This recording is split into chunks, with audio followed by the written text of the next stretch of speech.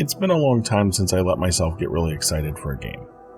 It's something that, now in my late 30s, I almost never do. Because the gaming industry has taught me time and time again how irresponsible those feelings are. I believe the last time would have been Fallout 4, more than likely, and Bethesda did a fantastic job of driving home, for me at least, how big of a mistake that hype was. That game was definitely not the follow-up to New Vegas that I think many of us were hoping for. Unfortunately, I find myself in a very similar position here with Alan Wake 2, a sequel to a game that I absolutely adore, and a universe I find incredibly captivating. I am incredibly disappointed with the sequel. I desperately wanted to love this game, and I do love parts of it. But for me, the game totally misses the mark in so many areas and does so many things that I hate in games and entertainment that when the credits rolled, I was just relieved to be done so I could move on to something else. And that is just profoundly disappointing. Before I dig into my issues though, I want to make one thing very clear. I don't think Alan Wake 2 is a bad game. In fact, if I were to try to step back and look at it as objectively as possible, I would say it's probably a really good game. While I believe there are a few objectively bad parts of the game, by and large, the issues I'm going to go through are likely somewhere between annoyances and non-issues for other people. Unfortunately, this game managed to stumble into probably half of my hot button issues and pet peeves in gaming and entertainment. On top of that, as I mentioned, I was looking forward to this game, and that may be playing a role in how strong my dislike for some of the parts of the game are. Reviews are unavoidably subjective to begin with, even when reaching for objectivity. But when you have high expectations that aren't met, that further muddies the water, making it difficult to differentiate between what would be an issue for any game and what is an issue because you put the game on a pedestal. Additionally, I only rant to this degree about a game's issues when there is a core to that game that I really love. It doesn't happen when I'm complaining about a game that I dislike overall, and it's something to keep in mind as I spend the majority of this video talking about everything I dislike about the game. Alright, with that out of the way, let's start on a mostly positive note. Remedy are masters of storytelling, particularly weird, trippy stories with amazing characters. That remains true here in Alan Wake 2. So much so that even though I'm going to rant about my issues with the game for many, many minutes, I still would recommend the game to almost any Remedy fan, because what you love, it's here. The story picks up after the first left off. Alan is in the dark place after freeing Alice, and he is attempting to escape. You play as Saga through half of the game, mostly trying to investigate strange murders in Bright Falls, and Alan during the other half, working to right himself out of the dark place. Playing as Saga, you will meet a large cast of characters, and all are strange and weird in the best possible way. While it could be easy to dismiss some of their odd responses or events as being unrealistic, if you were a fan of the first game, or you play enough of this one, you will understand why you shouldn't be too worried about that. As with the first game, the story and vibes here, for me, are part Twilight Zone, part Stephen King, although this game definitely leans a lot further into the horror, whereas I would describe the first game as having horror themes or vibes, not necessarily being a horror title.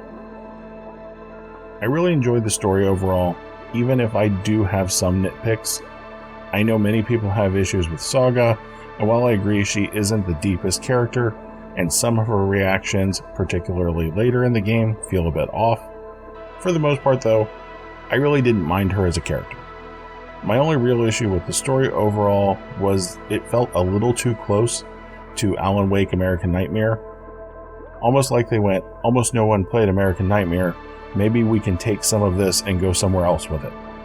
And then even with the Final Draft DLC, which I did watch a recap of, there are a bunch of threads that are just purposely left hanging. In fact, the ending kind of had me questioning what all we had actually achieved. I still need to finish the DLC, so it's possible that I get some of that resolution there, but I wanted a little more out of the ending. The presentation is also another really high point as well. The visuals are pretty much incredible throughout. The color, particularly neon lights and such, really pop here, Light plays an important role to the story, and the use of lighting is a major pillar of that presentation here. The Alan Wake sections use color and light in ways that you just won't find in any other game. It is so well done here. The voice acting is also fantastic here, and so is a lot of the music, particularly the scene that was also performed at the Game Awards. From an artistic standpoint, Alan Wake 2 is absolutely fantastic. Unfortunately, the same cannot be said for the gameplay. However, I feel like I need to put a few more cards on the table. I don't like horror in games. I love horror books and some in movies. I love horror vibes and atmosphere, but I cannot stand jump scares. I think they're a very cheap way to invoke fright, and I really don't enjoy them at all.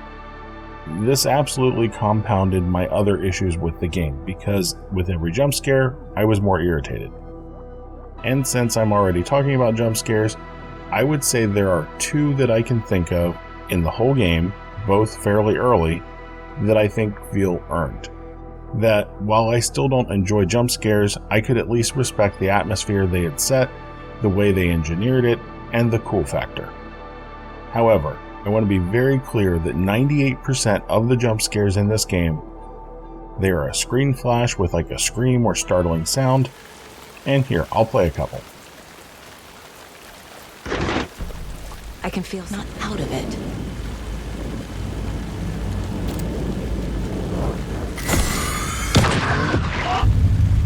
My flash.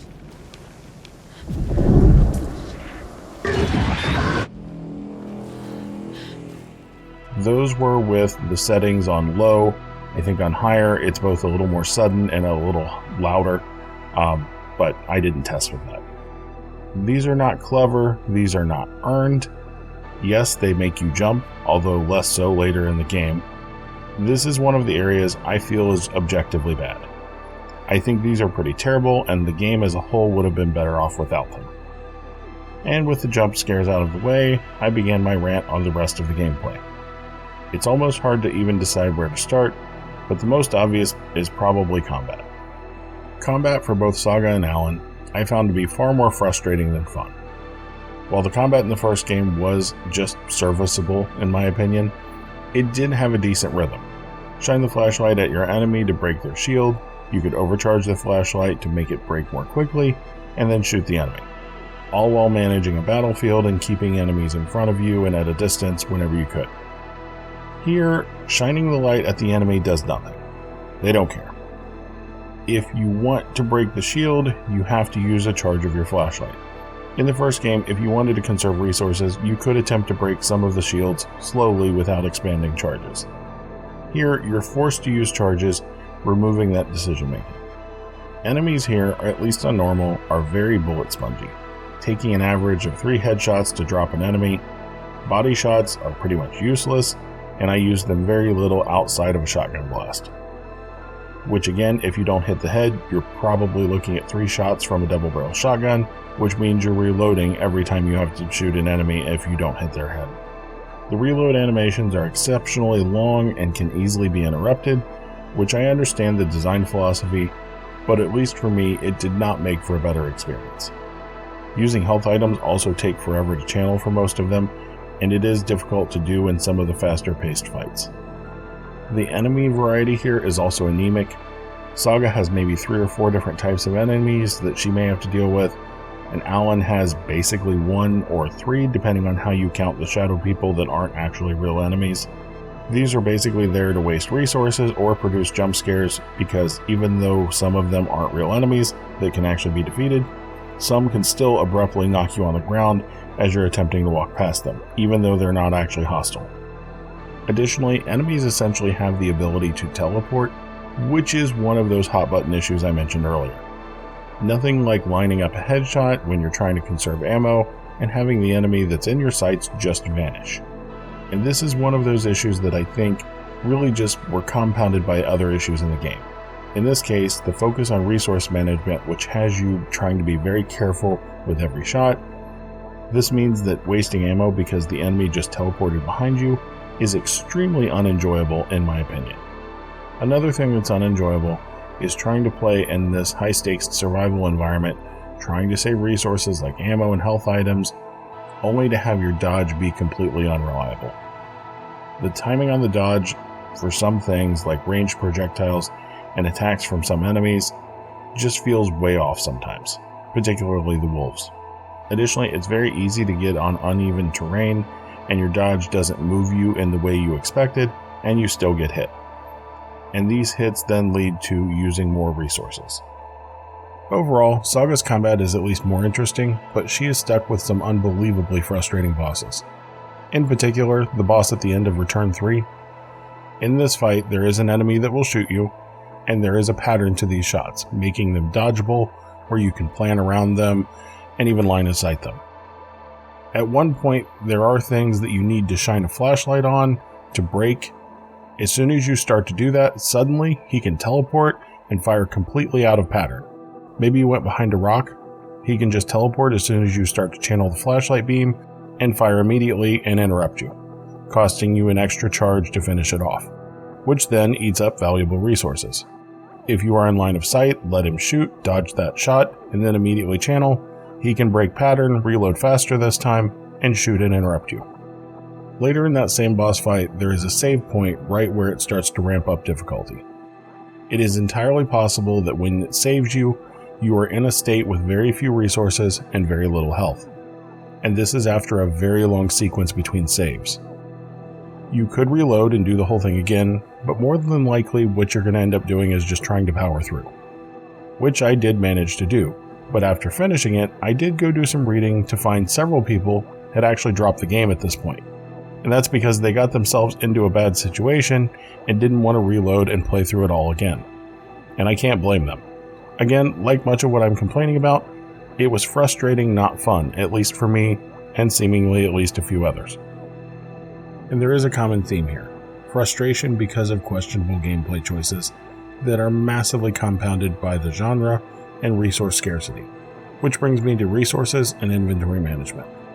So, survival horror requires you to utilize your resources smartly, which is great. I really like that in games. And as with most games in the genre, you will go through periods where you don't use as many resources, and then you will go through periods where you will use an absolute ton. Still, totally fine. I enjoy conserving resources and trying to play smart.